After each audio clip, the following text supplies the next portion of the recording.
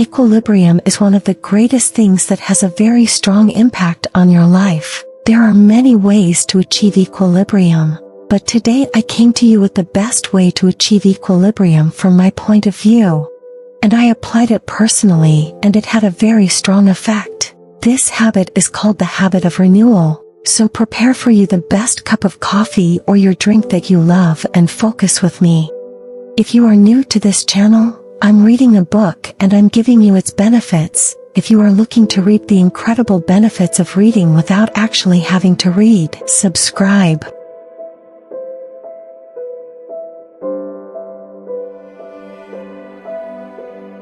Stephen says, imagine you passed someone who was trying to cut down a tree with a chainsaw. You noticed that he was very tired, his face was sweating and barely breathing from the intensity of the exhaustion. So you asked him a little stupid question. "What are you doing?" He replied angrily, "Don't you see me trying to cut down this tree? What do you think I'm doing in your eyes?" So you suggested a suggestion to him. You told him, as long as you are a little tired, how about you rest a little and drink a little water and eat something and gather your strength, and then you can continue cutting down the tree. He replied angrily to you again. He told you, "I won't move from here, not until I cut down the tree," and he went back to work. Stephen asks you a question. Do you expect with this exhausted body and with a blunt saw that he will cut down the tree with less effort and faster? I do not expect that. And this is exactly the content of the seventh habit, the habit of renewal. And the writer called it in the book also, Sharpen the Saw. This book is called the Book of the 7 Habits of the Highly Effective People. So what does the word effectiveness mean? Efficiency means high productivity with less effort, as quickly as possible and without errors. In order to achieve your goals effectively and perfectly, and to achieve your goal with the least possible effort and as quickly as possible and without errors, you should add these 7 habits that we have explained within your habits. If you haven't followed the explanation of the habits, you can go back to the channel and find them explained in detail in a playlist called the Book of the 7 Habits of the Highly Effective People. This is the linguistic definition of effectiveness. Stephen said, I have my own definition of effectiveness. This definition is one of the most impressive definitions I have ever heard. Stephen says effectiveness is the equilibrium between productivity and production capacity. And in order to explain to us and clarify the meaning of this talk, he used the story of the goose that lays golden eggs and the farmer. Of course it is a fictional story, but it is a beautiful story, and its meanings are deep. The story goes that there was a poor peasant who woke up one day. He did not go about his usual work, and surprised that the goose laid a golden egg. He didn't believe it at first, so he decided to get rid of the egg. Then he hesitated and rethought about it and said, "Why don't I check whether it is a real or fake golden egg? I won't lose anything." So the gold sellers assured him that it was a real golden egg, and he was very happy and perhaps did not sleep that night. Strangely, it was repeated the next day, and the goose laid another golden egg. And the most amazing thing is that the thing kept repeating the next day and the next, and so on, until that farmer turned from a poor peasant to the richest of the richest people in the village. The golden egg in the story represents productivity, and the goose represents the production capacity.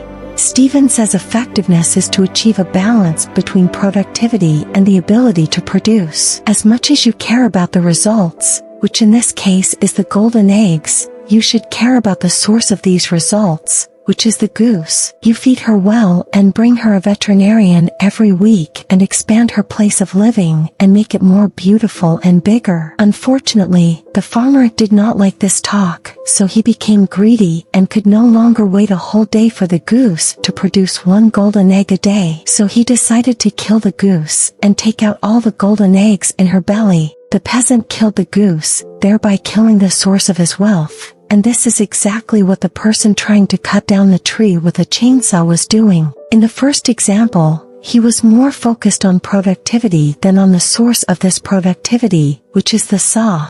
He had to rest a little and rest the saw a little in order to cut the tree effectively. And this happens to all of us. the mother and father focus more on the results from their children than on the source of these results. When a son or a girl makes a mistake, for example, they fall upon them with reprimand and harsh criticism so that the mistake will not be repeated, even if the price they pay is their relationship with any of them. Stephen says it turns into a battle for them. They launch a very strong attack in order to win the battle, even if they lose their relationship with their children. They care more about the results than the source of these results. And Stephen says, parents, teachers, and others, if you want to get effectiveness and productivity from your children or from the person you are raising, take care of the source of this productivity, which is the person himself. Do not destroy the source like the farmer did to get the results, as well as the managers of the work. Care about your employee as much as you care about his results, because all these results come from the employee. If you lose the employee, you will lose these results. And if you want better and effective results, you have to focus on the source of those results, which is you. And this is the balance that we are talking about in this video. Stephen says there are 4 aspects you should achieve balance in your life: the physical aspect, the mental aspect, the emotional or social aspect, and the spiritual side. Let's explain each of them in detail. We start with the physical aspect. Your body, my friend, must be healthy and strong, means to eat well and to eat healthy food. First, for healthy eating, you must cover your daily need of water. The male has at least 3 liters and the female at least 2 liters of water per day. Believe me, you won't believe the amount of impact you'll see if you cover your daily water needs. All your organs will recover and perform their functions very excellently: stomach, liver, kidneys, lungs, and heart. Even your blood will be drained, cholesterol and salts will decrease, and the level of insulin in the blood will be adjusted, and even diabetics will benefit them very much. And I don't need to explain more on this point. Enter YouTube and watch clips that show you the effect of water on the body. As for healthy eating, I won't tell you what you should eat, but I'll tell you what you should refrain from eating. Eat anything you want, but try as much as possible to get rid of this trio of salt, sugar, and oil. Try to have your food completely free of salts, sugars, and fats. And if you can't get rid of them all, get rid of at least 2 or at least 1 of them. And with the farm theory, you will get rid of it one day. So after eating healthy, you should exercise. Doctors say, even Stephen mentioned this information in the book, that if you exercise, you should raise your heart rate above 60% of the normal range. At least the heart rate should reach 150 beats per minute, and maintain this rate for half an hour at least, and preferably for an hour. Of course, practice the sport you love and try to reach this rate. It's so simple that they say you shouldn't do this every day. Only 3 hours a week is enough. So your physical side to be saturated. The second aspect is the mental aspect. Just as your body should feed, grow, and exercise, your mind should also feed, grow, and exercise. And the food of your mind is science. The advantage of the human being is that he is able to learn. You have to learn, my friend, at least 1 information per day. This is an aspect of equilibrium. Robert Kiyosaki, in The Business of the 21st Century, says that in order to get rich, you must learn self-development, dealing with human relationships, marketing, time management, money, and everything. And the learning portals are very many, such as universities, courses, YouTube clips, or TV shows. And on top of them is reading. For example, one book like this book will change your life completely, or like the book of Rich Dad Poor Dad, it will definitely change your life. How about 10 books like this, or 100? If the information's in your mind today is the same as it was 5 years ago, then you are in great danger. You must learn, and if you do not want to get tired to get the information, subscribe to the channel and I will bring you the information without getting tired. This is for mind food. As for the exercise of the mind, it is the solution of puzzles, memory games, or mathematical and others. Your mind must exercise as it feeds and grows. The third aspect is the emotional side or the social side. And if you want to know if you have a defect in the emotional side, if you see that you are very attached to a person, whatever that person is, your mother, father, brother, friend, husband. If you are very attached to them and think that your emotions are collapsing without them and you are very afraid to lose them, this is an indication that you suffer from a defect in the emotional side. You should strengthen this bond and nurture it at least on a weekly basis and communicate well with your father, mother, brother, sister, neighbors, and close friends. It is better to meet them weekly and communicate with them. It does not mean that you just need to sit with them and meet them and that's it. Rather, you communicate with them emotionally, complain to them, hear their complaints, praise them, receive praise from them, support, assistance, and others. This is the real emotional connection. This emotional communication, the better it is, the more you will be satisfied with this aspect, and you will achieve balance in it. I mean, for example, ask yourself the question how many times you said to your mother or sister for no reason, "You are very beautiful. You are the most beautiful woman or girl I have ever seen. Your eyes are beautiful. Your hair is beautiful. Your smile is charming." And of course, if you didn't give them this thing, don't wait for them to give it to you in return. You must take the initiative and hurry to do the right thing. After this, you will achieve balance and get rid of the problem that your entire emotional life revolves around a specific person.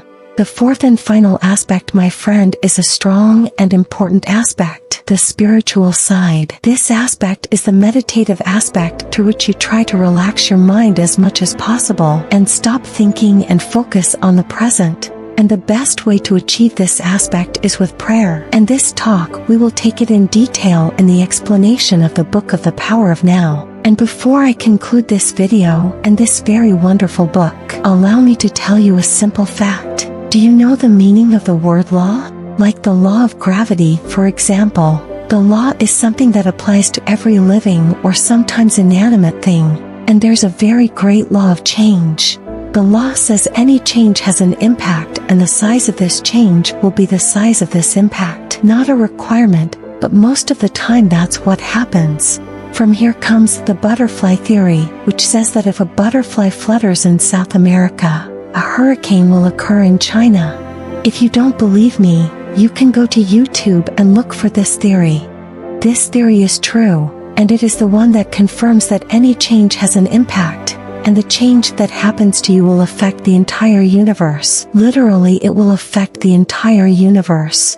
And in your four aspects, the same thing happens when one of your aspects is disturbed. It will affect the rest. And this way your balance will be disturbed. And if your balance is imbalanced, it will affect the balance of the people around you. For example, if your balance is disturbed, your family system will be disturbed. If your family system is affected, it will affect the system of the environment and society, and thus it will affect the whole world. This talk is very dangerous. You may not notice this effect, because sometimes the change is very simple, and as I told you, the size of the change is the size of the impact. But let's suppose, for example, that there is a person who has a physical defect. He had kidney failure and lost his kidneys, and started washing his kidneys weekly. When an event like this happens, the whole family will be affected. Some of them will be affected by the emotional side and grieve for him, and some of them who will be affected by the physical aspect because of this thing will stay up with him and cooperate with him and take care of him, and maybe a family member donates his kidney to him. Thus,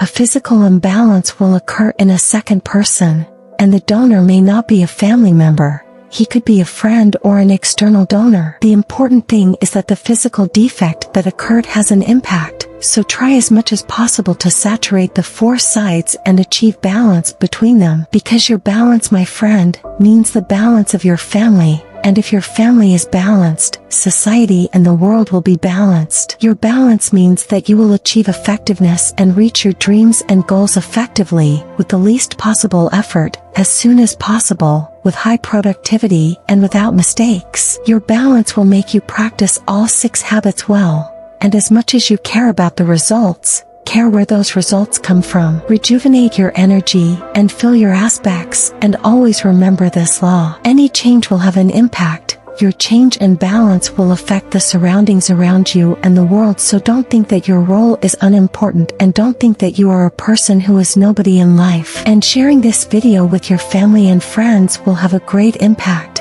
Send this video to everyone you think can benefit. And if you benefit from this content, subscribe to the channel for more. Here, my friend, we have reached the end of the series explaining one of the greatest, if not the greatest, books on self-development. I wish with all my heart that this book has truly changed you, and this book really affected you even in one aspect at least. And I wish you would tell me in the comments if this book really changed you and benefited you, and tell me what is the best habit or the best information that came out of this book.